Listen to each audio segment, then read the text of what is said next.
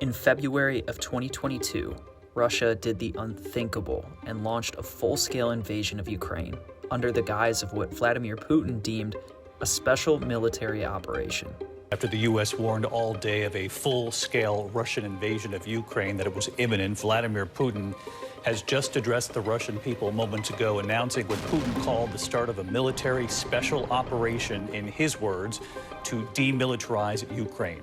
That Russia would bring in troops. He told Ukrainian troops to lay down arms and go home. Like the rest of the world, I was in complete shock. The images I saw online of what was going on left me feeling heartbroken for the people of Ukraine. I even had a family member who was working in Ukraine who managed to escape one day before the war broke out. Although the war was on the other side of the world, it somehow felt close to me. After days on a razor's edge, Ukraine is now a nation at war. To the world's astonishment, the Ukrainian army repelled the initial attack, despite people claiming they would only last 3 to 4 days. But it came at a heavy cost of life.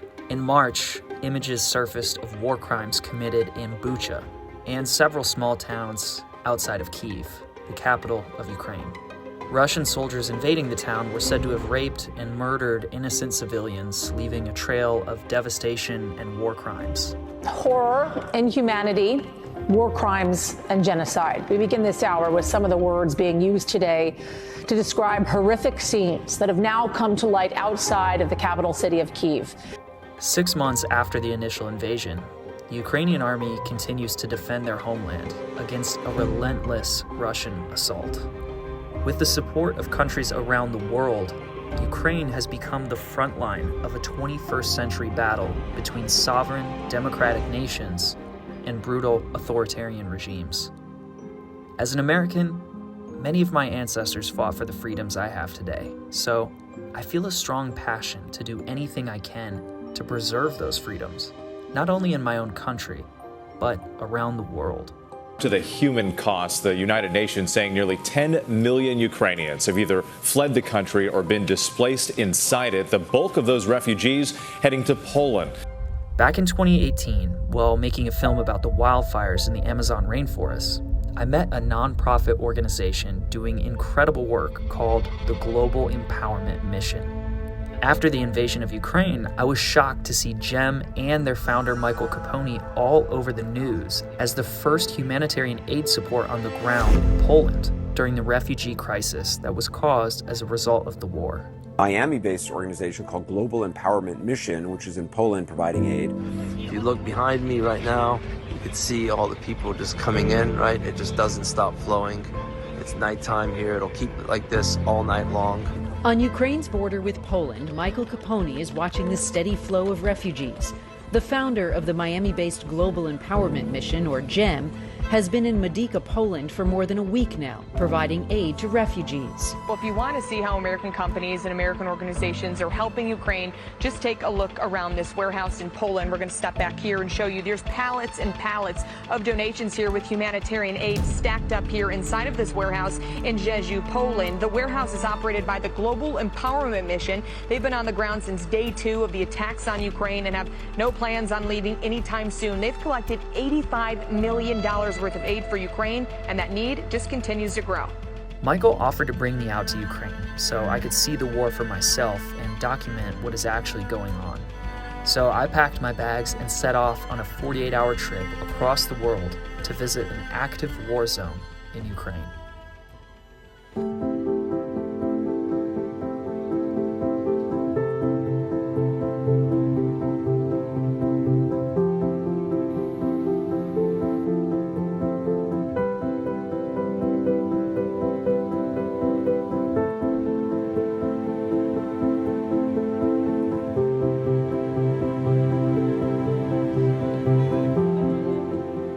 Before making my way into Ukraine, I stopped by the new Global Empowerment Mission European headquarters to see where they collect humanitarian aid. Here in Poland, the team packs the aid received from thousands of donors from America into kits that supply about 2 weeks' worth of necessary food and hygiene supplies. After being loaded into trucks, the humanitarian aid will cross the border before arriving at the GEM Kyiv warehouse. I just made it to the GEM warehouse here in Warsaw, Poland. Well, I'm like mind blown how big this is. So basically, I'll be in Ukraine with Michael. Yes. And we're gonna be distributing stuff that you're sending to us from here. Yeah. So you'll be receiving trucks every day in Ukraine at that warehouse. I'm gonna be helping to distribute these with Michael. Oh, better get out of the way. So this is a pretty massive operation. There's a ton of people that have donated ever since the start of the war. They're still organizing and sorting all of the donations that are coming in. I want to bring some attention and awareness to what's going on, but at the same time, I'm entering an active war zone. That being said, there are some more truckloads that are coming into the warehouse, and then I'm gonna spend a day or two here just kind of prepping everything, getting ready, helping where I can to sort and pack these humanitarian aid boxes. And then I'm gonna be hopping on a 14-hour train ride to go into Ukraine. That's like the only way in there. I've never done anything like this. I mean, I met Michael when I was in Bolivia, and we were doing stuff with the wildfires, but this is, like I said, this is an active war zone, so it's a little bit different.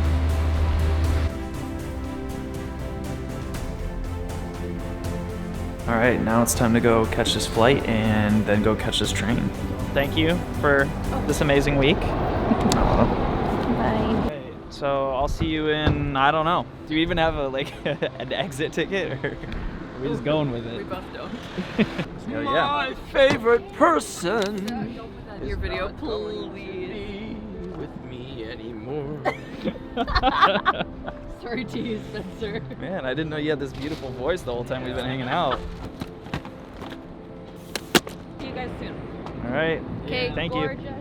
Quick flight to the Poland border, and then that's where we're going to cross over into Ukraine to hop on our train ride. This is about to be a long day of travel.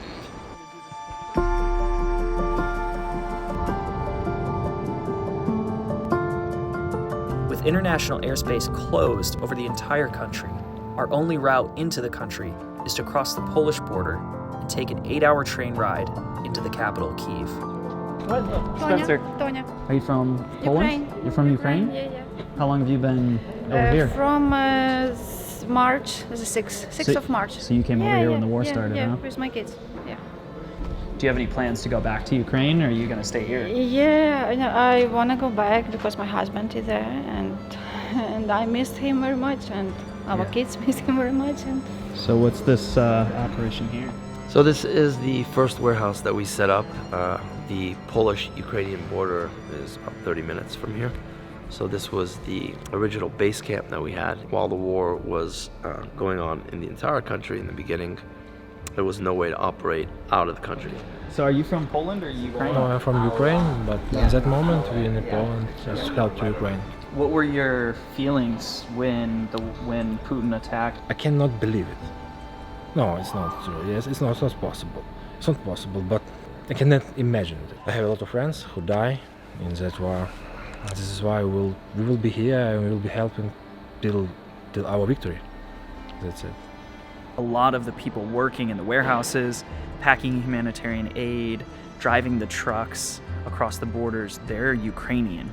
When the war started back in March, they came over here and they didn't just leave and go on and create a new life. They did everything in their power to supply aid and to help the soldiers and the families and everybody over in Ukraine, which is really beautiful.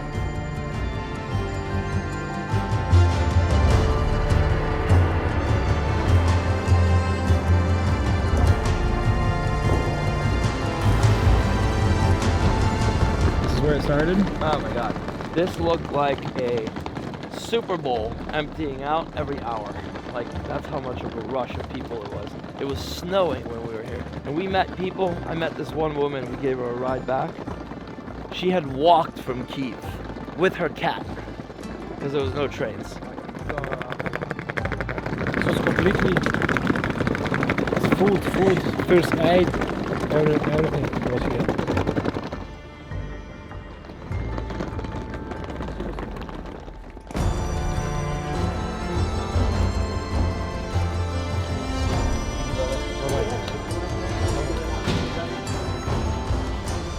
late February when the war broke out, when Putin attacked, all of Ukraine. This whole corridor right here in between Poland and Ukraine was filled with people. Millions and millions of people were walking exactly where I'm at right now. Well, people were, when they came over, they didn't think they'd ever go back to their country again. They thought that was it. No one thought they were actually going to have this much resistance and be able to move back in the country. All right, I just passed through the Ukrainian border, so I am officially in Ukraine. The biggest problem, I can't see my wife and my kids because we are in March, they lived. They gone to Poland, and I saw them only twice. I've been to Rzeszów. So this is the biggest problem for me. I can't see my family. I can't see my dad, my mom. What keeps you hopeful? I love my country, and I love these people. They are strong enough. Nobody can do this against Russia, I think. Only Ukraine can win the war. To run. Literally, we have to plan this right now. We're late to the train, so we're gonna try to make it. Thanks, brother.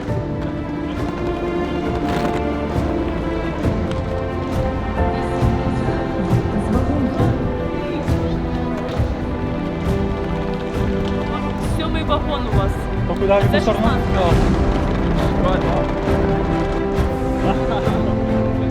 You made it. He was driving 100 miles an hour. We're gonna be on this train for the next 8 hours.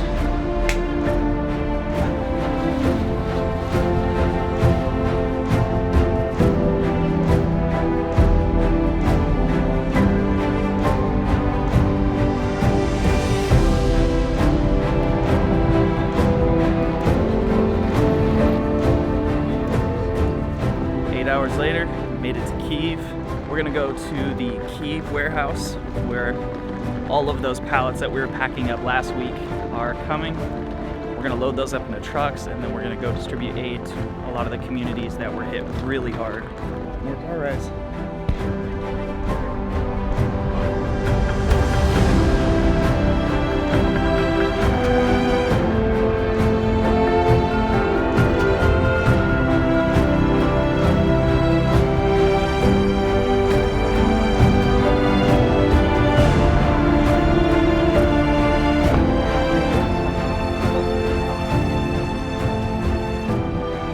'Just got to the GEM temporary warehouse. That building, when we came in, that's under construction. That's going to be the new warehouse, much bigger. Okay, so These are the boxes that we were making back in Warsaw that are filled with a bunch of different types of aid.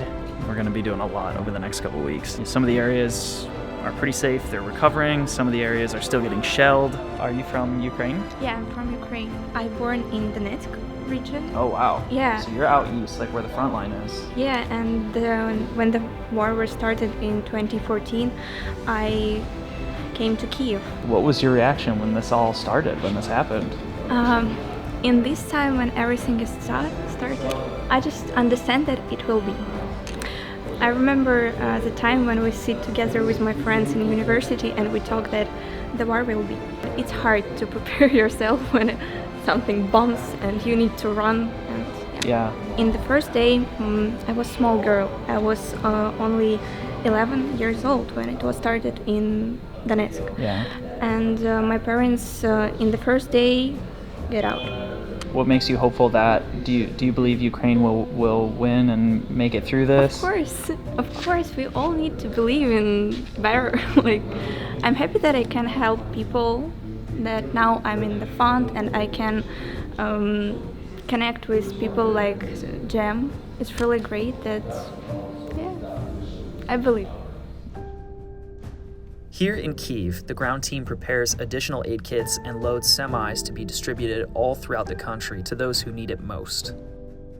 After planning our missions with the team, we set out to see the city that shocked the world, Bucha, Ukraine. A small city on the outskirts of Kyiv, Bucha is home to about 37,000 people. This was the first time I got to see the devastation for myself. First time I came here, I was crying. When I hear this story, from people, how kids was, there was one lady and she told me the story about like what they passed through, all these bombs and attacks and shootings, and she told me like she saw like when kids was like explode, like bomb like in pieces, just a kid, like 10 years. And then another woman came to me and said like her husband was like were shoot on a stomach, It's difficult. You see all these fences, holes from shooting. It's everywhere. You see, it's happening. So it's tough. It's a lot of people were killed here, and those who are still alive, they have this trauma for all the life.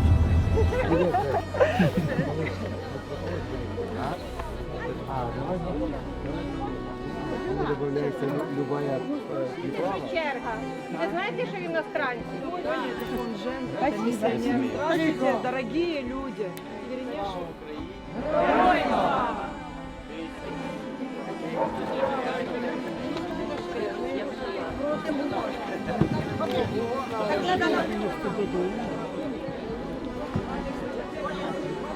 We're here in the Moshun in the Bucha district, and this is one of our daily distributions that we do all throughout the country. Today you can see these people here coming. You can see we're almost 6 months into this and how big the need is, right? It's extremely important to understand that. Just about every single house in this area, 95% of all homes in this village were completely destroyed. You'll see bullet holes in every single house, every single window. People have been through a lot here, and we're here for them.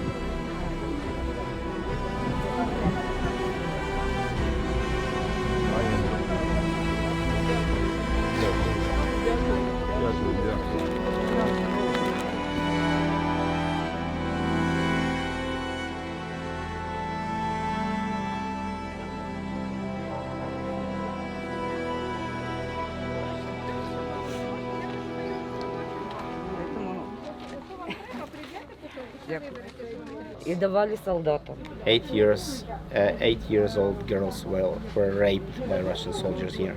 I know it's true. This is real. It's not a fake story. And you see the people telling this like directly here. It's happened here. Ой, сами понимаете. Even months after this battle went down, you can even see there's bullet holes in the trees. GEM focuses on empowering local victims of disasters so they can positively impact their community for years to come. Aliona and her husband Alexander are two survivors of the Bucha massacre that received all the building materials necessary to rebuild their house after it was destroyed. See the new brick at the top? This whole thing, the rocket just knocked it off. А потом уже буду подшивать. That was this house. RPG. Из РПГ стреляли. Oh my God. И прилетело. So they shoot from many weapons. This house. So the tank, did a tank hit it? Actually, Russian tanks were here, and soldiers were here. And he actually, one Russian soldier saw him in the yard, and he started shooting in him. Стреляли, да. Really? Like that, yeah. Да, да. And he just escaped, and he's still alive. Let's go. You will see the holes from the shooting. They were there, like on the street. You see? Here, and they start shooting. You see the holes? Yeah. So they shoot from there, like they want to shoot him, civilian, like be near his home. And you see there, Pulse. So this family with 2 children went in that boiler room. You're gonna go in there. Went in that boiler room. They were basically there. Aliona, how many days was he in there? 10 days? 7 days. 7 days. 7 days hiding in that boiler room. Go inside and look at it.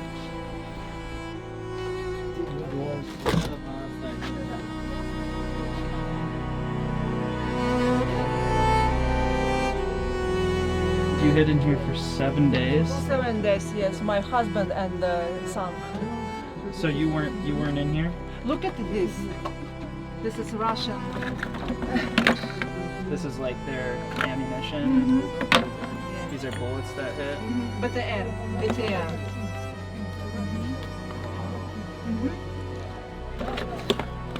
This and this.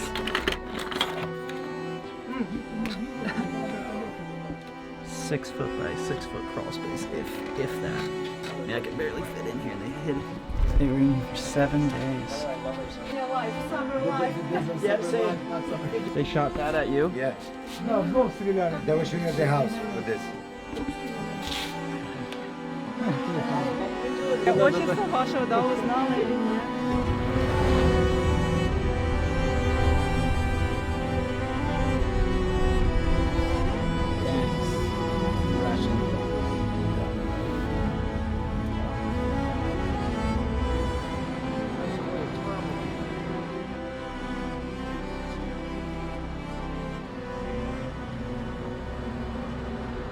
So this is literally a Russian tank graveyard. Look at this.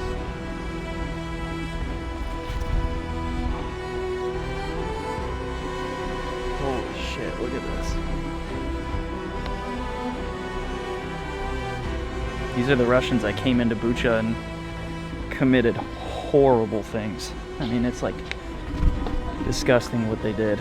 And Ukrainians blew up these tanks and kept them on the side of the road so everybody can come and see that this really happened, and these will probably stay here. Like, no amount of loss of life to me is to be celebrated, but if I had to defend my homeland, I'd probably be doing the same thing. It's wild.